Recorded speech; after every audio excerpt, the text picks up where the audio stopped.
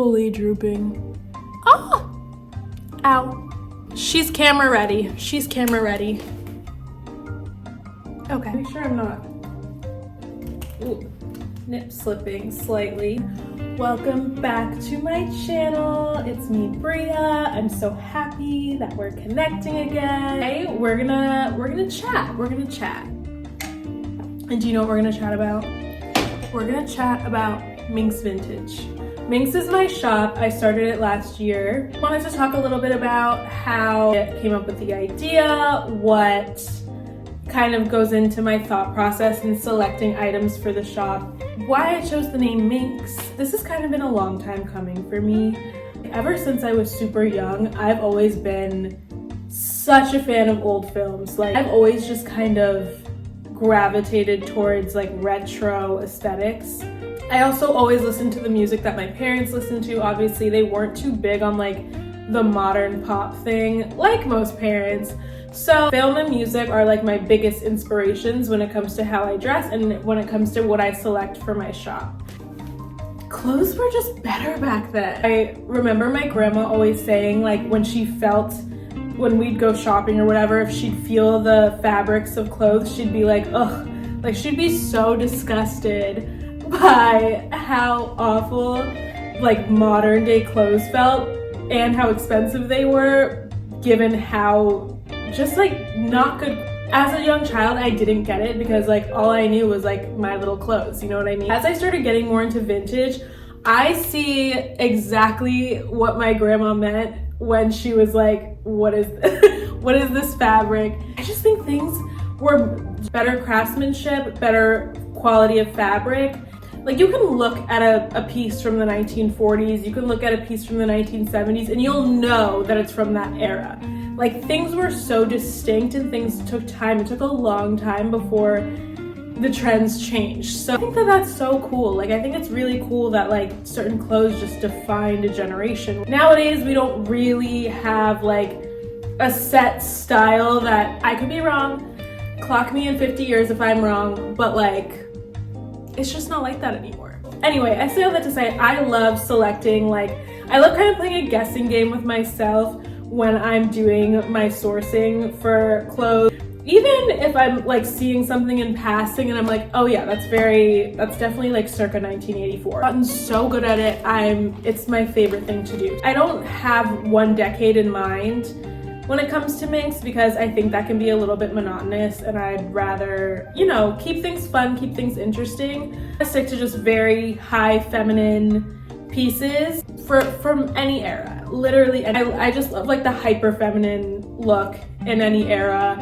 There are obviously styles and subculture styles and things that I like from all the decades. Like, I love the super preppy 80s look, but I really love like the punk look of the 80s. I love the hyper glam of the 90s, but I also really love the grunge look as well. I think that all of it is super dope. So I started kind of getting the idea to start a vintage shop when I found my first Halston trench coat at an estate sale for like $20. If you know about the Halston trenches, then you know that's like a big deal. I just always thought like how cool it would be to start curating vintage designer that I find around. Now, vintage designer is very, very hard to come by, especially in a situation like that with like the Halston trench. Like, I got so incredibly lucky with that trench. So I decided I would start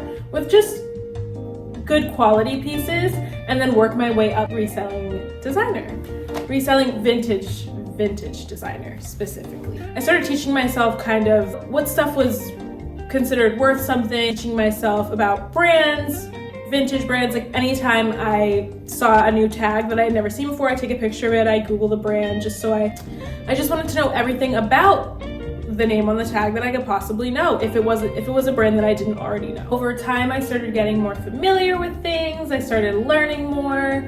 I started educating myself about different fabrics. I also started taking sewing lessons.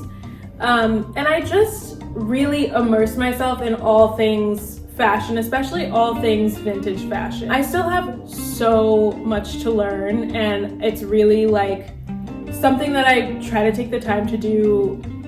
I am a fashion nerd. I feel like I'm in like absorb mode. Like I'm just trying to absorb as much information as I can, because I want to know what I'm talking about, and I want to be able to tell my clients like the real deal about something. Like I want to be able to give them the knowledge that I have, and I think I'll sell better if I know more, of course. That's kind of how that started, that one Halston trench. Like I said, I started building a collection. And then I got kind of shy about it. I had like a lot of imposter syndrome, and I do still have imposter syndrome about it. Like I'm still just like, who the fuck am I? I think that just comes, that's just like the nature of the beast. Like I'm going to have moments where I'm like, can I do this? Can I do this? I also, in addition to collecting pieces and selling and renting them out, I offer styling services. It's probably like my favorite part of it all, because not just with the pieces that I have, but like if anybody comes to me with like a project, I've done like just personal styling, or just for like a little baby shoot, or I've done a couple of commercials, I will also offer my styling services. I prefer doing vintage styling. So I have taken on modern projects before, but obviously my specialty is retro, so I prefer to do that. I just love I love the styling, I love the sourcing. I think that it's so important to be able to make the people shopping excited about the things that they wear, like excited about the things. A lot of people are very weary about secondhand clothing, vintage clothing. It's kind of like a whole new thing, because a lot of it is very loud, especially the stuff that I choose are more louder pieces. It's another part of the Minx Vintage brand. Why did I choose the name Minx? Kind of just came to me when I was thinking about the kind of pieces that I wanted to sell. Who are my archetypes when going to source these clothes? Who are my fashion icons of the past who I'm kind of like so in awe of? And what do they all kind of have in common? So when I was kind of doing my shopping and starting to gather up pieces, noticing like what they had in common, or like what they reminded me of, I thought of course, the 90210 girls, Brenda, Kelly, and Donna. Like I grew up watching 90210. It was like my mom's favorite show, so I saw every episode of 90210 by the time I was 10 years old. So I was like zoned in on their fashion, especially in the earlier seasons. The show is set in a high school and goes on into like their adulthood, so you kind of get this evolution of style throughout. You get like their cool kind of chill style, and they'll wear like a high-waisted denim with like a cool belt, actually very similar to what I'm wearing today. This top is for sale in the shop. This is like circa early 90s. They weren't afraid of color. That's something that I have an issue with kind of more modern styles. Like everything is so neutral. Don't get me wrong, I love a neutrals moment, especially like if I'm just trying to like throw something on and go. Neutrals, great, but like I think it's so important to have fun, and I think that's what I do love most about vintage styles is like things will literally have you like gasp, whoa, that is an amazing piece. So yes, the 90210 girl, I've said this before, Fran Fine, Sharon Stone's character in Casino, she was so glam. The outfit that she was in her first scene of the film, like the scene where she like makes the entrance into the casino, oh my gosh, Cher is one that I don't think I've said before.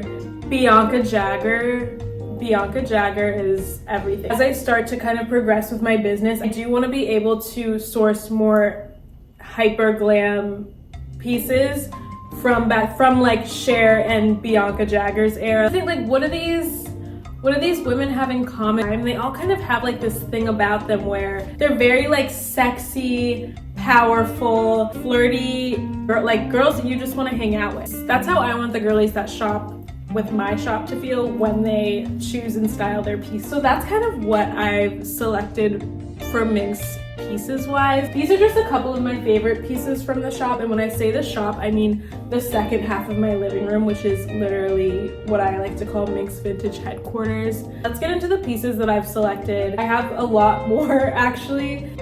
This first one, how cute is this?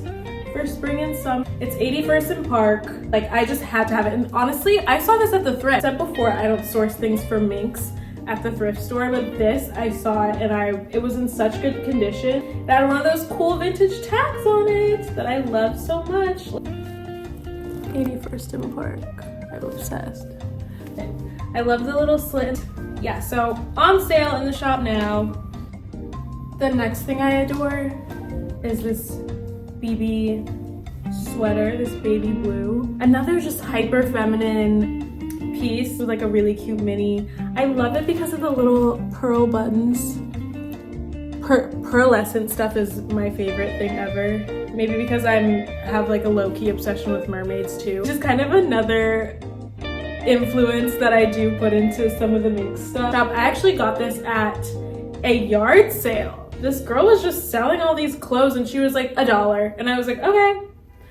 So these are actually brand new that I just picked these up, which is why they're not steamed yet. These are 100% silk pants. They literally look like sweats right now, but these would be such a look. These would be a really nice like oceanside day look. Maybe like a crop with puffy sleeves. Ugh, I don't know. I just think these are dope. There's no brand tag. It just says 100% silk and to hand wash. I've talked a million times about how much I love a jacket. I love jackets. This was also from the vintage warehouse I go to. The brand I guess is Leather Gallery, which I hadn't heard about. Like full suede, just fringe. This actually low-key, this would go with my fit today. Would it not? Like, let's talk about it. Should I try it on? Is it too much? I think it's too much because, wait. I think it might be too much just because this has kind of it's not a built-in vest. It just like creates the illusion that it's a built-in vest. Maybe. See, somebody come get this jacket. It's insane. This is cutesy. For sale online in the shop. Also very much love like cute romantic pieces. So this little, I had my friend Mariella model this for me. If you go on the Minx Vintage Instagram, it looks adorable on. It's the most gorgeous. I mean, technically it's a nightgown, but this could totally pass for a slip dress. We've got the lace detailing and it cinches at the waist a little bit. So, you know, it's not just hanging like most nightgowns. There's underwire here in the boobs. So I think this is like the perfect slip dress. Like with cowgirl boots, let's go. Let's fucking go. This is gorgeous. If I found one of these in my size, oh, you would be sick of me. I would wear it all freaking summer. During a heat wave, oh my gosh. I adore this. I spent so long looking for leather. Nothing like a good leather pant, especially high-waisted. I wish I knew the brand of this. They're a little bit damaged on the inside. They're lined with like it's kind of satiny, but there is like a small rib inside of it, but like it makes no difference. They're in otherwise perfect condition. A good pair of leather pants is hard to find. When I tend to come across like leather pants in modern shops, I don't want to name names, but they have, I know it's pleather now because we don't want to harm any animals. It looks so plasticky. Like you can, it just doesn't, it's like thin, it doesn't have that same, while I am totally for the pleather movement. So if I can ever find like a pair of vintage leather pants, that's my size. Like I will 100% buy them because, so these are also for sale online in the shop now. For Minx, I don't really stick to one decade. I don't really stick to one type of aesthetic. I just stick to a mood. What my favorite fashion icons of the past would they wear this? If it's yeses across the board, I'm gonna buy it. Those are my favorite pieces from Minx, also including the top that I'm wearing. I have several other pieces and more to come.